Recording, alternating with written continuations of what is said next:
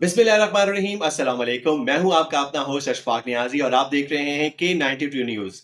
सबसे पहले अहम खबरें।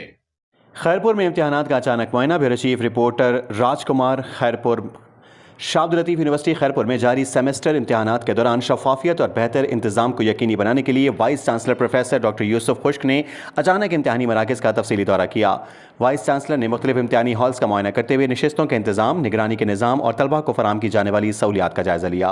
उन्होंने मुताल्लिका हुकाम को हिदायत दी कि हर इम्तिहानी हॉल में साफ़ पानी की दस्तियाबी और मुनासिब हवादारी को फौरी तौर पर यकीनी बनाया जाए। दौरे के दौरान डॉक्टर यूसुफ खुश्क ने तलबा और असातिज़ा से मुलाकात भी की और यकीन दहानी कराई कि यूनिवर्सिटी इम्तिहानी अमल को शफाफ और बगैर किसी रुकावट के जारी रखने के लिए मुकम्मल तौर पर पुरअज़्म है।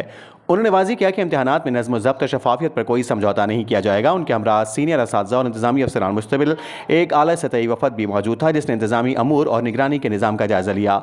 इंतज़ामिया ने यकीन दहानी कराई कि वाइस चांसलर की हिदायत पर फौरी और सख्ती से अमल दरामद किया जाए ताकि तलबा के लिए एक मुनज़्ज़म और शफाफ इम्तिहानी माहौल यकीनी बनाया जा सके।